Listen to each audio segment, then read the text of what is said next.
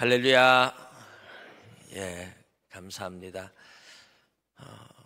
철들자 노망이다 하는 우리나라 속담이 있습니다. 제가 목회를 해보면서 그런 느낌이 좀 들었어요. 제가 88년도에 결혼하고 신학을 시작을 했었는데 2년 동안 이제 교육 전사로 있었고, 그리고 3년째부터는 개척하면서 지금까지 계속 이제 전도사 때부터 담임으로 그렇게 36년을 꼬박 목회를 해온 셈이죠.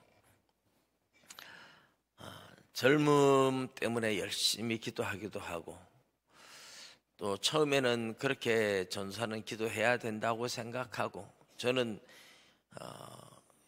늦게 예수님을 믿다 보니까 예수를 믿고 목회의 길을 가면 늘 그렇게 교회에서 철회하며 기도하며 살아야 되는 줄 알고, 아마 결혼하고 6년 동안 철회 기도를 했던 것 같아요. 저희 집사람이 되게 싫어하는 게, 신혼 때 날마다 혼자 교회 가서 기도한다고 집에 안 오니까 1년에 10개월 정도는 교회에서 철회 기도를 했던 것 같아요. 그러면서 여러 가지 경험들을 하지만, 제가 이제 처음 전사로 나왔던 교회가 대구 일심교회 강태구 목사님, 여러분 아시겠지만은 그 교회 교육 전사로 갔었습니다. 10개월 정도 거기서도 철회 기도를 했던 것 같아요. 학생들 데리고. 학생들이 13명 모였었는데 철회 기도를 하면서 학생들하고 같이 밤새도록 철회 기도하고, 또 잠들었다가 새벽 기도하고, 그래서 1년 되니까 학생들이 80명이 되더라고요. 이제 그때 구미 가서 누가 구미에서 개척하라고 그래가지고 전수할 때 겁도 없이, 교회가 뭔지도 잘 모르는, 제가 예수 믿고 딱 3년 만에 개척을 한 셈이에요. 1년 만에 신학교 가고 2년 동안 개척을 했는데, 거기서도 거의 1년에 300일 정도는 철회를 했던 것 같아요. 오늘날처럼 이렇게 좋은 온풍기도 없고 추운 그 콘크리트 위에 그냥 이불 깔고 이불 덮어 쓰고 그렇게 했었는 것 같은데, 그때도 이제 2년 동안 하면서 하나님이 학생들을 많이 모아주셨어요. 학생들이 한 70명 정도 모이고 어른들이 한 30명 모이고, 그때 전도했던, 개척에서 가장 먼저 그때 전도했던 학생이 결혼해가지고 구미에서 지금까지 대구로 내려오고 있습니다. 제가 그렇게 하다가 시골교회 갔었는데, 시골교회에서는 어떻게 하다 보니까 이제 저하고 의형제 맺은 분이 예수를 먼저 믿고 은혜를 받고 저를 끌고 가서 교회에서 철회 기도하면서 저에게 이렇게 성령의 불 받게 하고 하셨는데, 그분이 중을 전도하자 그러더라고요. 저 중을 전도하면 절터가 참한데 저게 교회 수양관 하면 안 좋겠냐. 그래가지고 둘이 3년 동안 전도하고 기도를 했습니다. 지금 하라 그러면 아마 그렇게 안 할 것 같아요. 그런데 그때는 정말 1도 의심하지 않고 중전도할 수 있다고 믿고 산기도를 했습니다. 3년 동안 산에 가서 막 중이 예수 믿고 저를 바치게 해달라고 그렇게 기도하면, 막 3시간 4시간 산에서 혼자 막 시골교회에서 기도하면 불기둥이 하늘로 쫙 올라가는 것 같은 느낌이 막 들면서 3년 만에 제가 2가지를 기도했는데, 예배당 건축하고 중전도하는 걸 놓고 기도했는데, 정말 예배당도 건축이 되고 중도 예수 믿고 저를 바치겠다. 그래가지고 이제 노회의 목사님들 4분을 모시고 와서 노회로, 제가 기도할 때는 내가 수양관이 아니라 노회의 수양관을 위해서 기도했기 때문에 아마 그게 지금 구미에서 그걸 팔아서 땅을 1,000평 사가지고 기독교 역사관을 짓는다 이래서 구미노회에서 50억짜리 역사관을 지어주기로 지금 약속을 받고 진행 중에 있는 것으로 알고 있습니다. 그리고 대구에 와서 개척을 할 때도 저는 처음에 개척하니까 아무도 없는데 집사람이 애기들 지금은 다 컸지만은 그때는 너무 어려서 애기 때문에 새벽기도 못 나온다고 안 나오더라고요.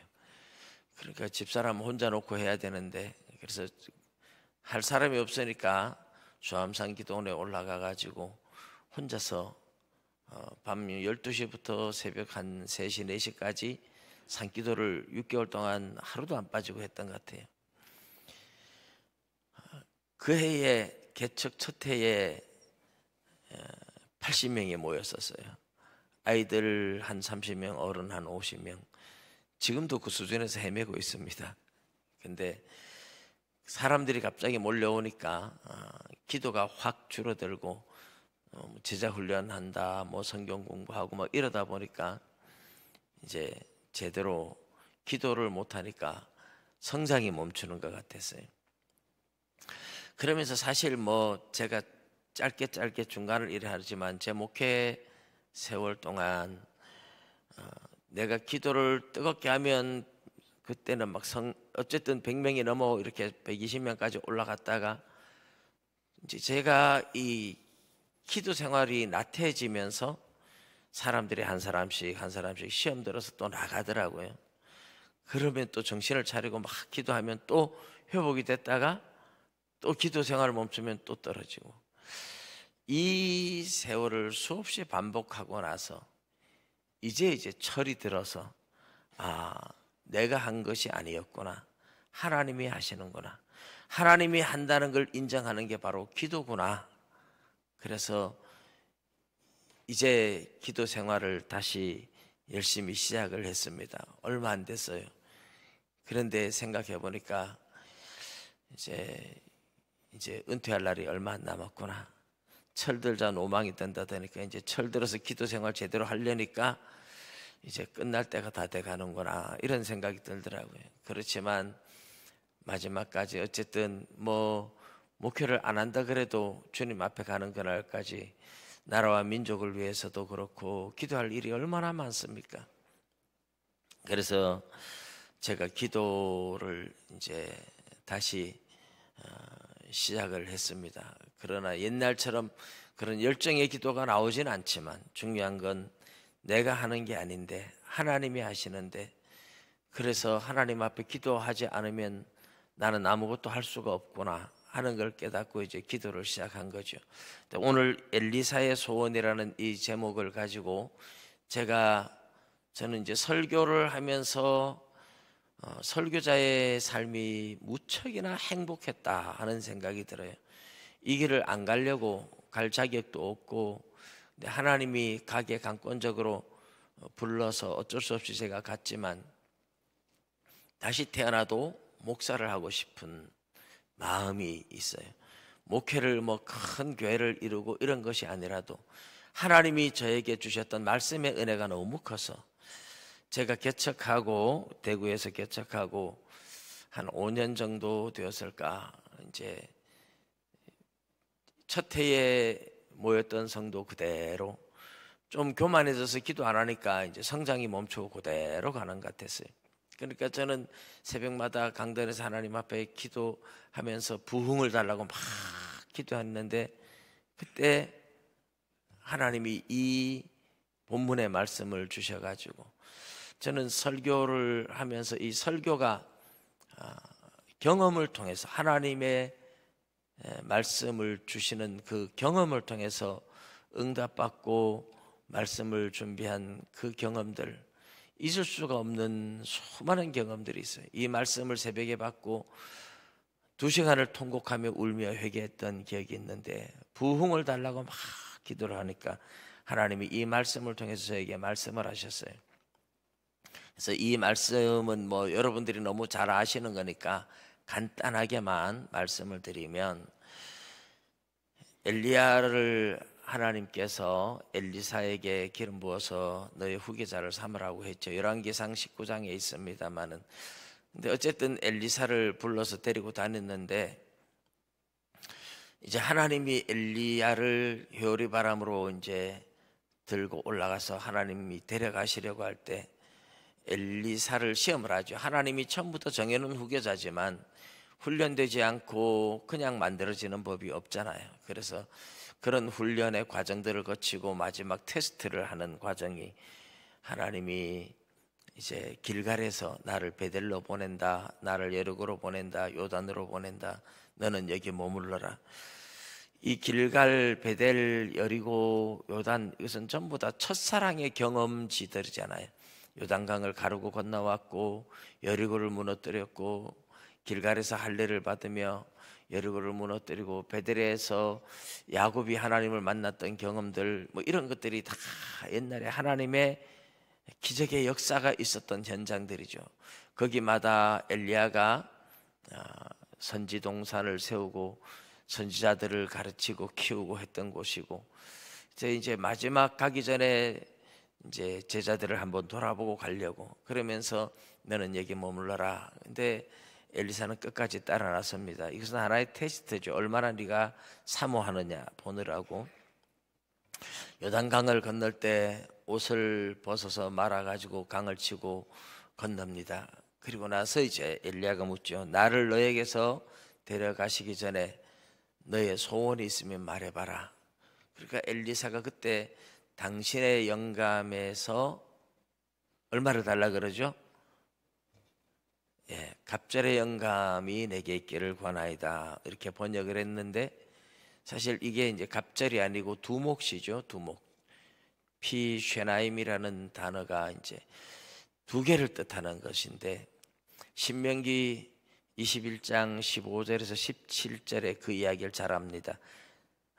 어떤 사람에게 아내가 둘이 있는데 사랑받는 아내의 아들, 동생이 사랑받는 아내의 아들이라고 장자로 삼지 말고 미움받는 아내의 아들일지라도 장자면 장자를 인정해서 두 몫을 그에게 줘라.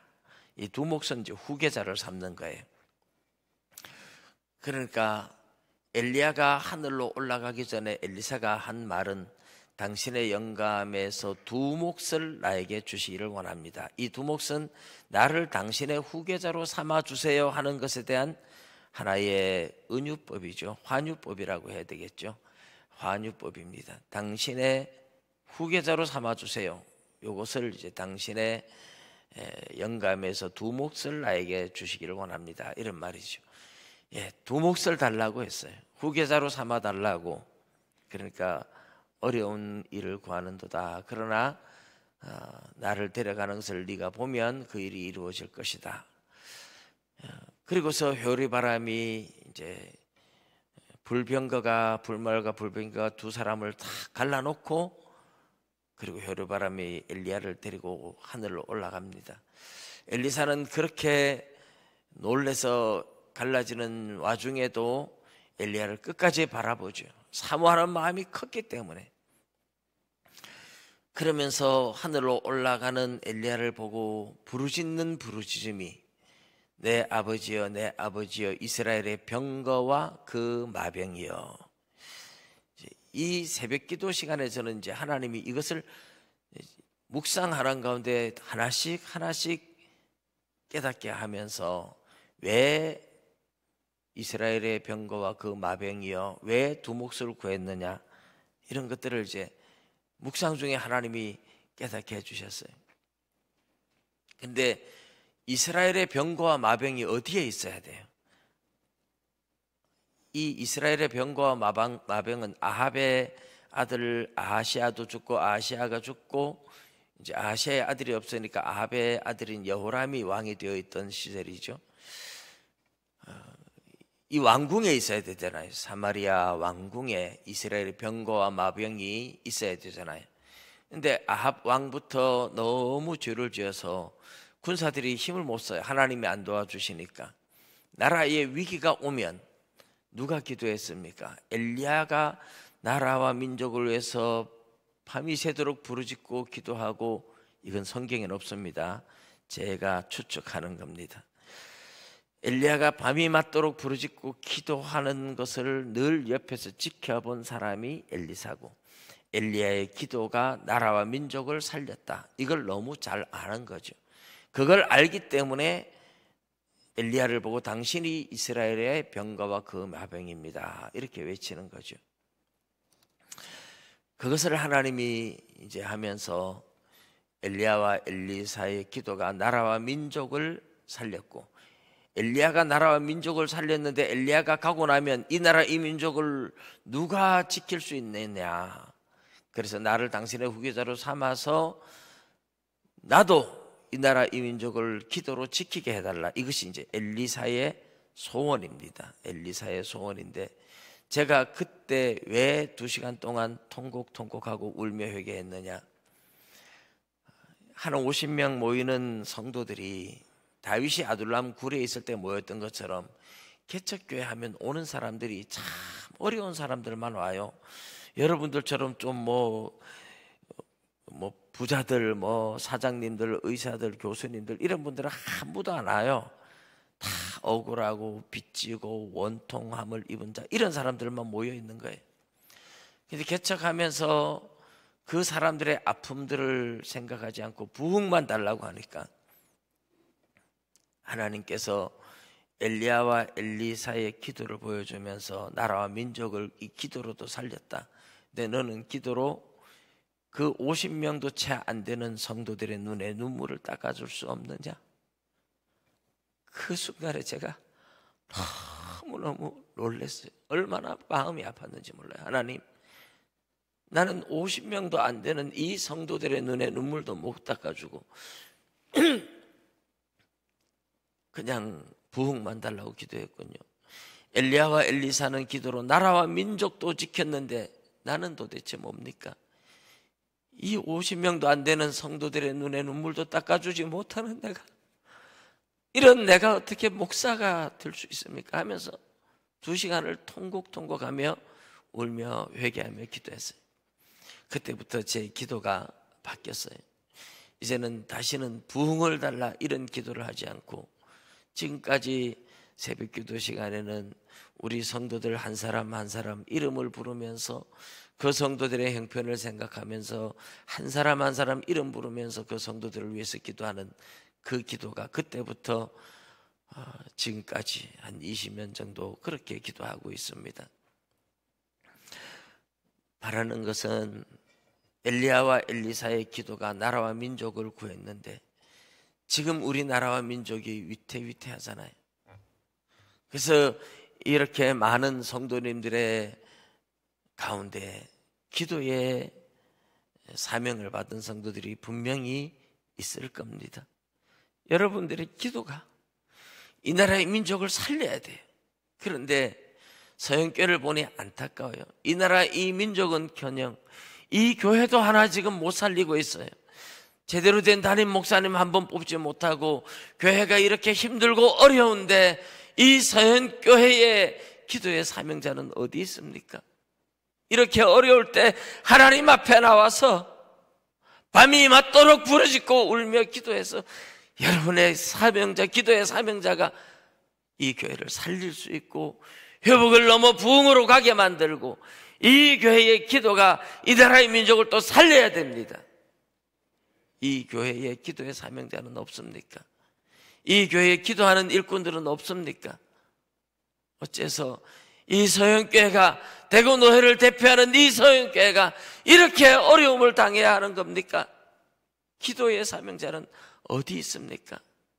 다시 깨어서 기도해야 됩니다.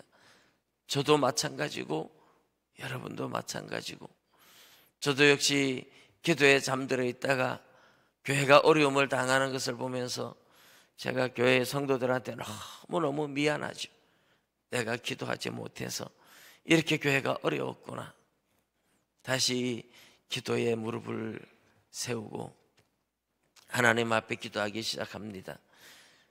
아무쪼록 제가 왔다 가는 이 짧은 시간이지만 이 교회의 기도의 사명자들에게 도전이 되어서 여러분의 눈물 어린 기도가 이어져서 다시 서영교회가 회복을 넘어 부흥을 일으키고 서영교회의 기도가 대구 노회를 살리고 한국교회를 살리고 이 나라의 민족을 살리는 날이 올 수 있기를 주님의 이름으로 축복합니다.